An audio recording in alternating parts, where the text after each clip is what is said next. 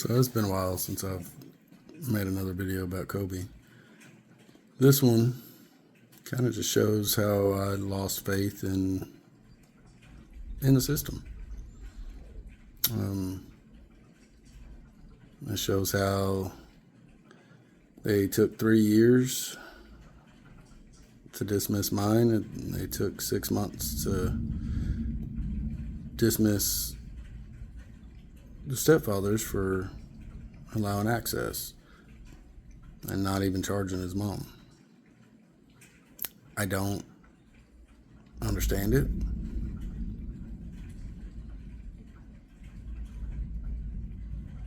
You know, they dismissed his, and their reason was in the interest of justice. Kobe got no justice. If I was as horrible as a few people lied and said I was, and they dismissed mine, he didn't get justice while he was alive. The fact they, within 6 months, dismissed the other, what justice is there? All the evidence points to not proper care for his special diet, parental alienation, and just the lack of care. Like, they said they loved him, but there's no actual evidence of that. It's a sad day.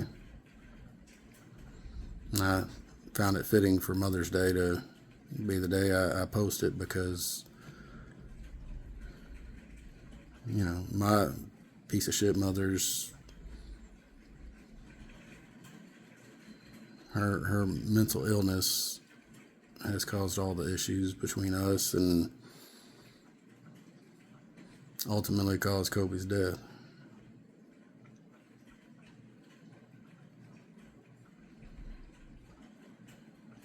So, yeah, I kept it as short as I could, but this is all about the actual investigation, or the lack thereof, from the Livingston Police Department surrounding his death. Leaves more questions than answers. I had 4 pages worth of questions that I went to the PD to talk to the chief, now David Mitchell. He was a lieutenant at the time. The one I talked to after the detective was an ass. The one that made excuses for him. And then the one, I had an appointment set up with him, and then suddenly when I show up, he couldn't be there. So I tried to reschedule. He didn't want to. I spoke to another detective. I honestly don't even remember his name. Like, there's so many new people up there. Talked to him for a good hour. Went over this list of questions. 2 weeks later, like, they declined to answer any of them. Didn't have an issue with what the ass detective did or didn't do, and because he no longer works there, was not interested in taking a complaint on him. It's a good loophole. If you find these cops that bounce from department to department to department, if he's working anywhere else, they're not going to take a complaint against him because it didn't happen at their department. And his old place isn't interested in taking a complaint because he no longer works there. So, yeah.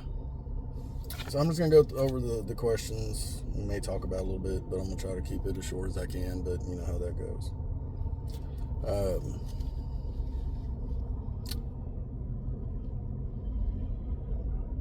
So, innocent until proven guilty in a court of law. That apparently doesn't apply here. I wasn't put on the Brady list. And the Brady list is if I am not a trustworthy officer that gets into trouble, then you're put on that Brady list, and all your previous work and future work brings your integrity into question. Wasn't put on that list. So if they felt like I was lying about anything, that should have been the first thing that happened. I begged for 3 years to have my day in court. 3 years that I couldn't see him. Not that a judge denied me or that a protective order was issued. Couldn't fight because of active investigations that no one seemed interested in doing fully. CPS's policy is not to investigate the people that call them. So if you didn't know, you call CPS on whoever, but you're the one that's actually doing the harm. Hey, as long as you call CPS first, their policy is to not even investigate anything on your side.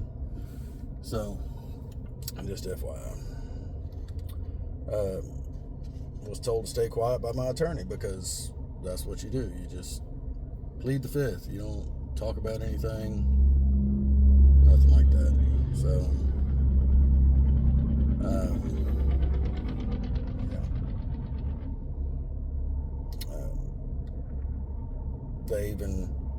the DA even threatened to charge my now ex. If I didn't plead guilty, if I didn't take this plea deal, that they could still charge her because statute of limitations wasn't up yet. Cool, go ahead, give us our day in court. Pre-trial diversion. So I didn't plead guilty to anything. I admitted to allowing my 9-year-old son to sleep in his safe backyard. Was it June? Like, it was 74 degrees that night or something. Like, yeah, I allowed him to sleep back there. That's what I admitted to. He didn't get ate up by anything while he was back there because he was giving off all the... I got pictures and everything else and from him getting ate up at his mom's house, or at least on his mom's time. Nobody really cared. So I walked away from my parents October 31st, 2015 due to my mom's undiagnosed mental health disorders. I didn't want him in Kobe's life at all. Numerous other family members have cut her off as well. I just preferred peace. Susie declined the right of first refusal because she didn't want to keep him half the time. So they were her babysitter. And apparently, when everything came out, they had him between 50 to 80% of the time. And all that's in writing. Like, if all you are is a babysitter, why do you have power of attorney? If you need to take him to the doctor, you don't need power of attorney. If you need to pick him up from school, you don't need power of attorney. I would love to know what happened there with that.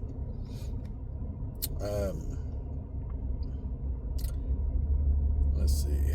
Never reviewed medical records which shows PKU and the issues his poorly controlled diet had caused. The detective stated that they were attached to the report, but were not included in the records I received. They weren't included in the report or any supplement that I got from the PD. And as far as I know, I got everything. They never got the Herman Memorial medical report. Susie nor John attempted any life-saving measures. She's been trained by TDCJ.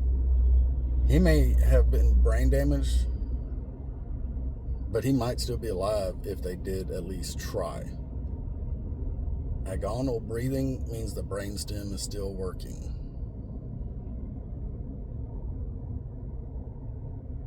He was still alive, still alert, was still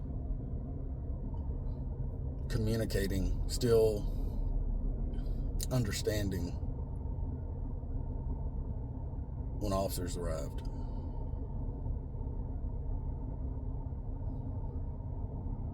Let that sink in. They sat there and did absolutely nothing to help him.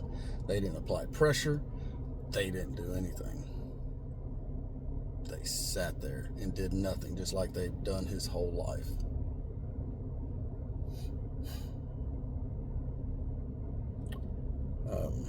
The 911 call, John stated he just shot himself. In a statement to a family member, John stated he accidentally shot himself. So the whole story is they'd been gone all morning, and when they got home, they found him in bed, injured. So when do they know how long ago he shot himself? Like that's a big red flag to me. He literally said just shot himself.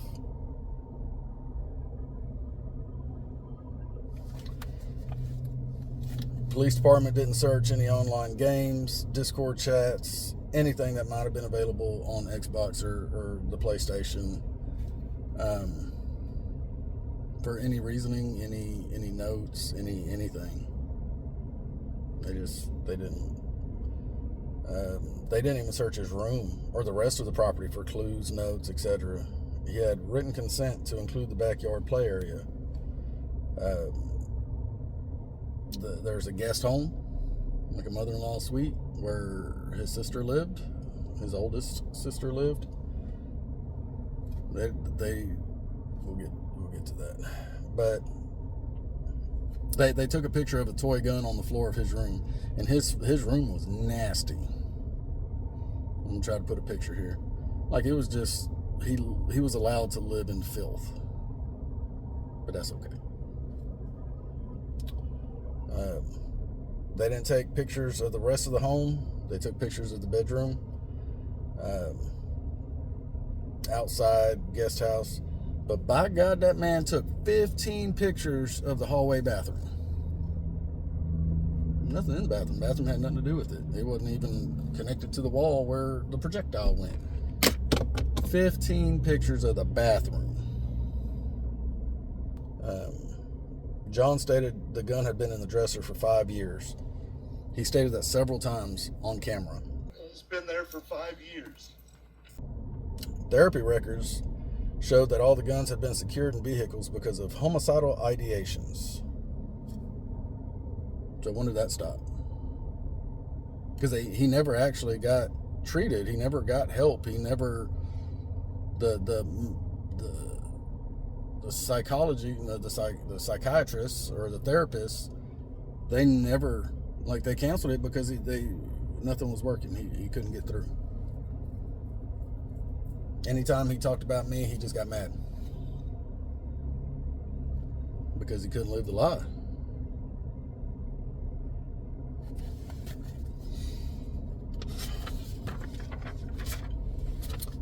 I asked Simmons, that's the dumbass detective, if he ever asked about me. He stated he couldn't go into it. Nothing in the report other than what my father told him about the pictures of abuse. No photo of that text message was included in the report either. He attached the video, Simmons attached the video of my first interview, but there wasn't any supplement, which is a policy violation. But that's why I couldn't get that until later. And have you reached out to medical records from, like, his PCP and his specialist? I haven't finished my investigation yet. I understand. I'm just asking if you've reached out. No. It seems more like you're trying to tell me how to do my job than how to do anything else. I'm asking questions. Simmons waited on medical records and autopsy to test for medications and fee levels instead of collecting or inventorying. He was never tested for fee for drugs. Like, they pumped him full of drugs before they even took any blood. Which I finally found out the paramedics didn't give him any pain medicine or anything, which is odd. But time-wise, they got him on the helicopter and everything.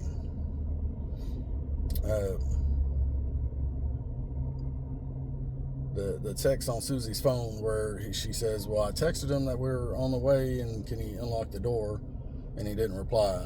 But They never looked at her phone, never took pictures of those texts, never even got phone records to see anything. They never confirmed that they were at Walmart or what time they left. There's no supplements to show Kobe's phone was ever sent to the Rangers or they were ever contacted. Ronnie asked if there was a code when he got it from Susie. Never technically got an answer. But Ronnie told Jordy there was no code. Where was the phone when Susie picked it up? Like, where was the phone? Was it in his hand? Was it in his pocket? Was it in his room on the counter? It's not in there. Susie had it in her pocket, though, when Ronnie gave her a ride to the helicopter. They got a consent sign form from Susie, but it's apparently my dad's plan. So, wouldn't you need a consent form signed by him? Because they weren't worried about getting a warrant. No records were ever obtained. Never got phone records or dumped their phones for a history to explain any issues. Never got subpoenas for Facebook, TikTok, or from Verizon. They just were not interested in it. At all. At all. And I've said this the entire time. When did it become okay to just do the bare minimum? Because that's all these folks are doing. They're collecting their paycheck and doing the bare minimum. They're not actually finding the truth. They're not actually seeing everything that happened. They're doing the bare minimum. But apparently that's okay now. There were no pics of the gun box key or where it was kept. Was it even locked? Was it like dummy locked, like John stated in video? I would have closed it and dummied the lock and put it up here. Simmons failed to get Kobe's name right in the supplement. Like, just lack of attention to detail. There's no L in Kobe. But it was autocorrected to Kobe, the entire supplement. Yeah, it's fine. Ain't a big deal. He never talked to the neighbors. No one at the police department talked to neighbors. Ronnie said he talked to Marty that lives like 3 or 4 houses down. I've been outside for a little bit. I didn't hear anything. But that was it. He didn't ask the one next door or across the street that heard the gunshot.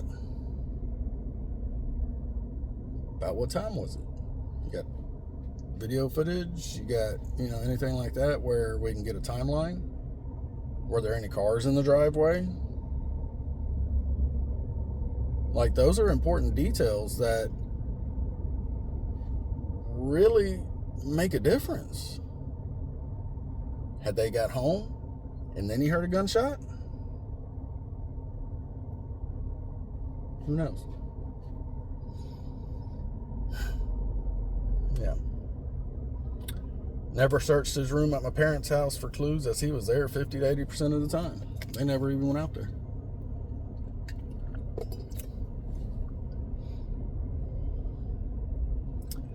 Simmons told the school administrators that Kobe was abused by me, shared details of that investigation, called me a narcissist. And this is at the time where I've met the man one time when I was broken and unmedicated because my son just died. That's the one time he met me. But yet he goes in front of the administration at the school and tells them I'm a narcissist and that I abused my son. Blamed his behavior on his abuse by me. All 15 minutes into a 21-minute conversation and not knowing any history. Because Kobe didn't have behavioral problems before me. He never even properly identified all the subjects he talked to. Cliff, Chris, my dad, my brother. That's not their legal names. It was, at least when I was there, it was policy of the police department to properly identify all subjects included in a report. Well, Cliff's legal name is William, and Chris's legal name is Clifford. He never even identified Ariel, that actually lives on the property, in the little mother-in-law suite next door. Never even identified her, never even asked, nothing. She was a practicing witch, at least at one time. Probably still is, but I don't know. But how are you not going to identify the people that live on the property that may have been there at the time? PD has no problem with that. Simmons stated in his report that Kobe was home alone with no other persons in the residence, but failed to actually ensure that. Kind of goes back to what I just said. My cousin Tyler had called the PD wanting to talk to Simmons. Called a couple of times, had a very long conversation with the dispatcher. I asked if anybody even talked to him because there's nothing in the supplement, nothing in the report about it. He had some insight on the family, called Susie and John's shit parents. Said the same about me, but again, they might have been closer than me and Tyler ever were. We never were all that close. When I only saw you once a year, and phones weren't a big thing back in the day. I know the stepdad fucking hated him, treated him badly, and the mom, it just didn't seem like she really ever gave a shit about him. School couldn't locate the records for me regarding his sexual comments or any details regarding the second fight. They didn't even know he was currently in AEP. It had to be confirmed about me by a teacher on that campus. So apparently band class is where he got in all this trouble. And he even made sexual comments to other kids. I won't go into it, but it was more, I don't know how to put it.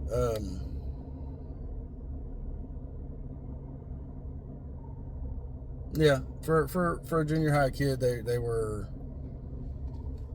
troubling, I'll say, but at the same time, normal in a group of guys. He hadn't been to counseling for at least a year. They said his behavior had improved. All the fights at school that he started these fights like he wasn't bullied. He really wasn't bullied. It seems like most of the fights he got into was of his own doing. He wasn't necessarily a bully, but he just did stupid shit that got him into a fight. Kobe refused to talk about me because it was all a lie, and it was. Everything that has been put out there by my parents, and it wasn't even necessarily Susie. She just allowed it. It was all a lie. And he never wanted to talk about it. John later stated his gun was locked in a lockbox. Kobe knew where the key was. John still couldn't find the key or the lock. The only gun in the house, and he doesn't know where it was.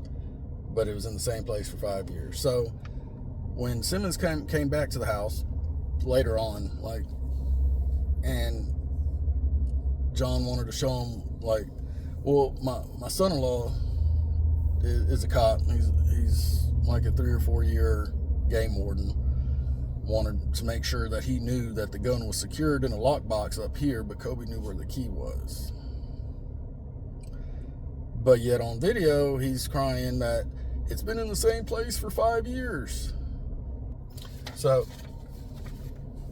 I'm gonna go into it now. So the gun box, the gun box is in the top of the closet in their bedroom. The gun was located on his mom's side of the bed in the nightstand next to her vibrator. That's where it's been for the last 5 years. Not on John's side of the bed, but on his mom's side of the bed. That's where they said it's been for the last 5 years. Not in a lockbox in the top of the closet, but in the nightstand. But like a week later, 2 weeks later, however long it was, well, my son-in-law's a cop and wanted me to make sure that you knew that the gun was in here. Might have been dummy locked, but he knew where the key was and everything.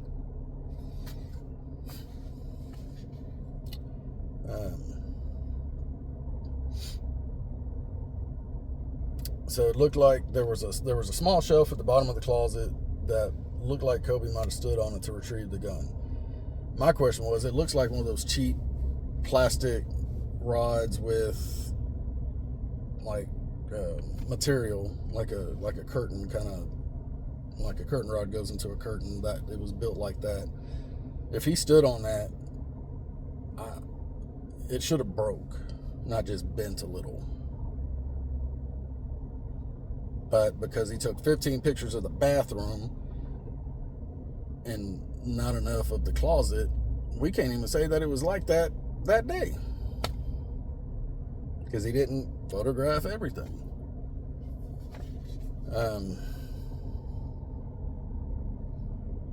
The closet was photographed 3 times, and not even the whole thing.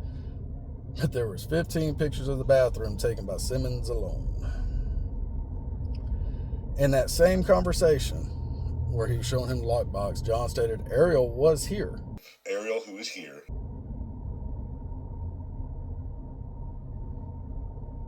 So she was on the property at home when it happened. Simmons didn't even bat an eye. Oh, she was here? What was her name? Because Simmons had one goal that day. No, we'll get to that.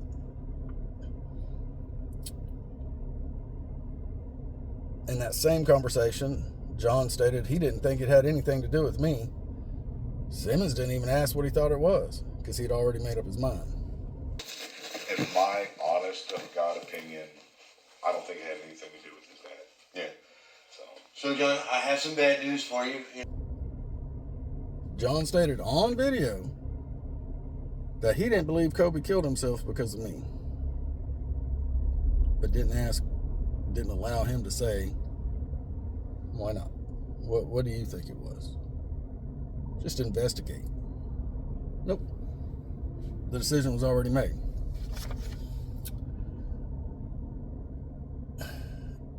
In that same conversation, Simmons, the detective, literally apologized for getting a warrant. So let me tell you what's going to happen, okay? How this is going to work. It's not real bad, okay? It's the best I can make it. It's not a bad charge at all. It's not going to affect your life. Short of, whatever the DA's office does with it is what they're going to do with it. I don't know. I wouldn't expect it to be a whole lot of anything, to be honest with you. Yes, sir. Definitely not something where you're going to go to prison, stay in jail for any length of time, anything like that. It's the least intrusive way I can go about this. Do we know when? No, it won't be this week. Okay. Because I have a school Thursday and Friday. But, we could plan it for next week, would be fine. Okay, yeah, absolutely. All right. Oh, is there a good time for you next week? Sometimes it's hard to find a judge to get him to sign anything, so nothing you did short of, owning a firearm and... Yeah, fair enough. All right? Yes, sir. No, I'm sorry, but that's the best I can do for you. He told him that he expected the DA to dismiss it, and it would not be a whole lot of anything. Asked him when a good time for him was to, when a good time would be to issue the warrant. Apologized to him for allowing a firearm to be accessible. Apologized to him for getting a warrant. Asked him when a good time would be to issue the warrant, and laughed in my face. The first and second time meeting me ever.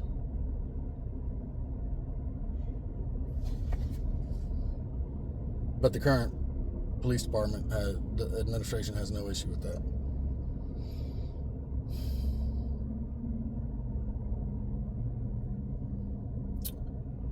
So, where was the gun?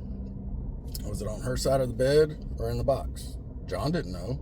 the only gun in the house and no one knew where it was but Kobe? Because it was in the nightstand, unsecured, where it had been for 5 years. That's what really happened.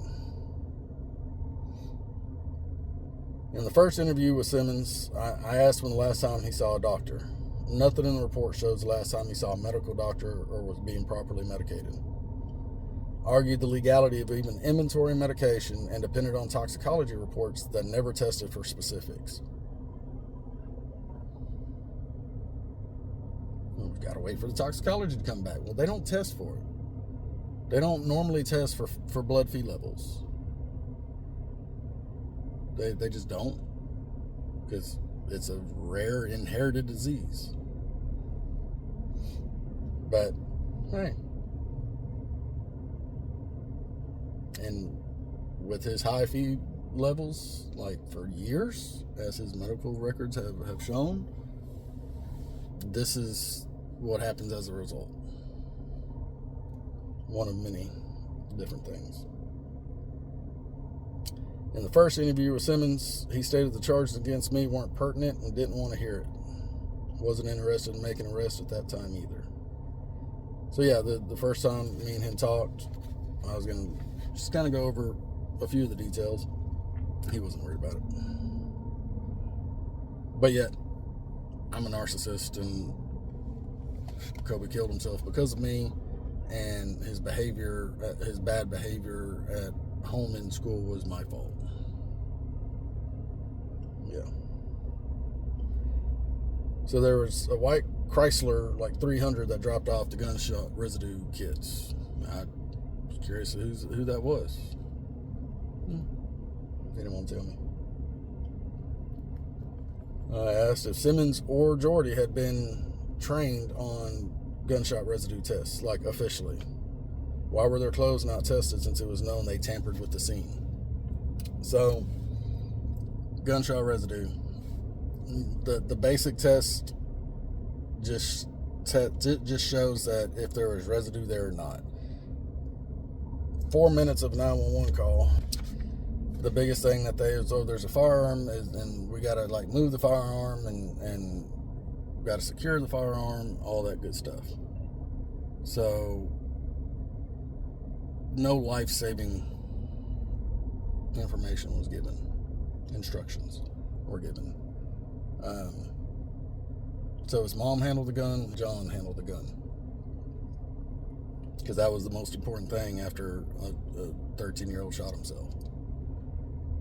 To dispatcher and even EMS, because I believe they staged until police got there to secure the scene. So I joke when I say second responders, but yeah, because how many houses only have one gun in them? But let's secure this one gun that a 13 used on himself before we even go attempt to save his life. But yeah, and they have other tests that will show like how much gunshot residue, because there's a difference between you just touch just a recently fired gun, or if you shoot a recently fired gun. They just tested hands. That was it.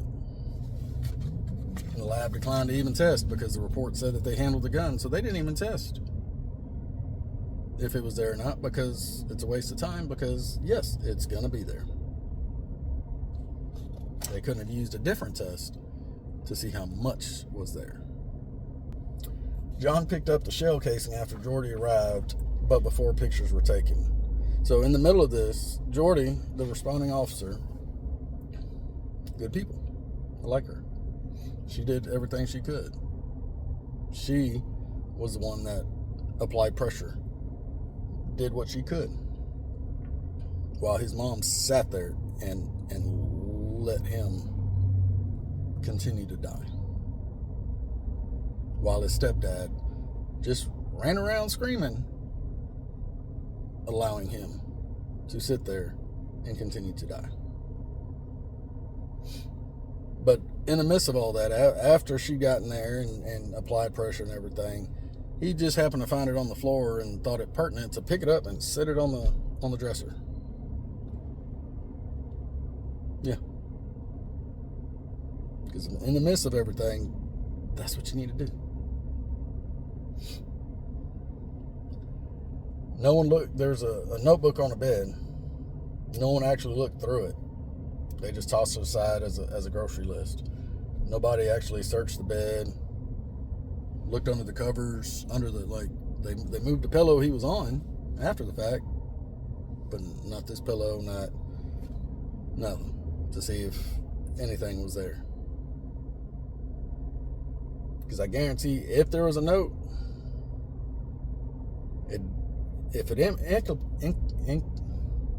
implicated me, the police department would have gotten it. But if it implicated anybody else, yeah.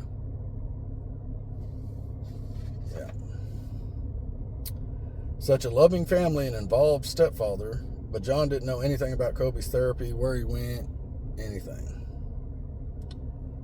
The therapy records show Kobe was intimidated by John and sexually assaulted by someone at some point. And I spoke about this on a different one. Still, no further investigation. The Chromebook, Kobe's school-issued Chromebook, was returned to the school by my dad. No report, no supplement says that he spoke to anybody at the PD asking if it might be helpful. If they went through it, if they could search the history, nothing like that. He just, my dad just turned it in. And then Simmons didn't even ask to see it when meeting with the school officials. Like, I don't know how Chromebooks work, and I don't know how everything works, but like, my cell phone is mirrored to my desktop at home. So technically, if I get a message, it'll show up at home. I have access to it on my desktop too. Can you set up a Chromebook like that? Honestly, I don't know. But could he have not used that Chromebook to communicate with anybody? I mean, yes, he had a brand new iPhone while in AEP, rewarding that good behavior. But the detective didn't even ask to look at it. Didn't ask to see if they've wiped it yet. Nothing.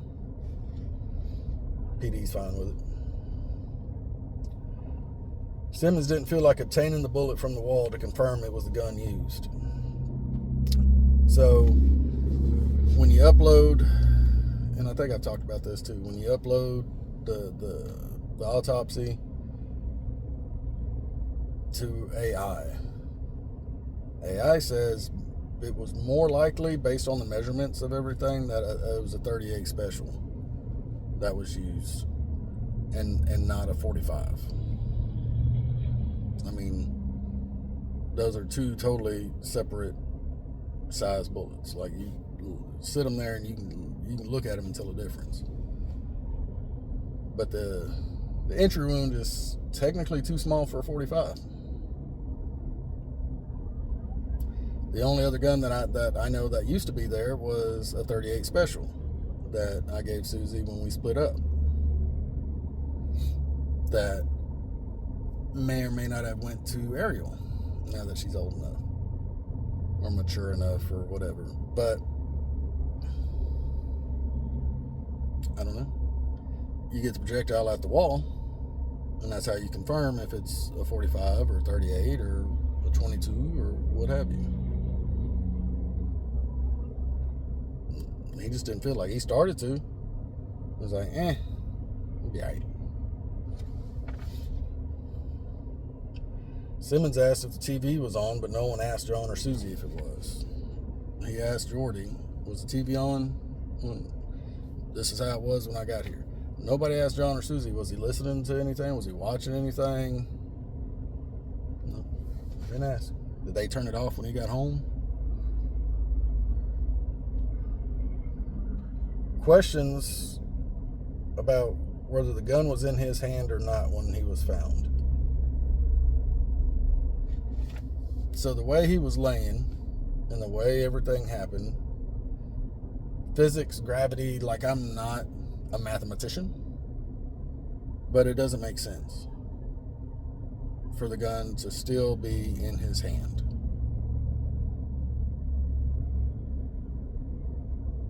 Unless he still had control because his brainstem was still alive, because he was still alive and still would have had a chance of living had they performed any kind of life-saving measures.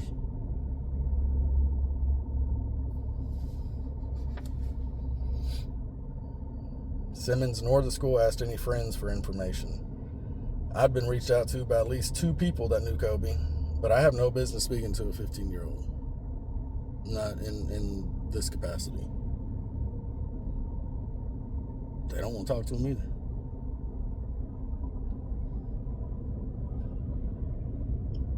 Only one time, and this goes back to the whole loving family thing, for less than 10 seconds did Susie and John console each other the entire time on scene. And they were there for a while. A little hug. Less than 10 seconds, one time, in an hour. So distraught. Loving family, though. There's a third body camera video that was recorded by the sergeant on scene. Nobody can find it. It would have had Simmons on it while they were investigating inside the house. Jordy's body cam showed Ronnie's body cam recording. They even talked about it. That video is missing.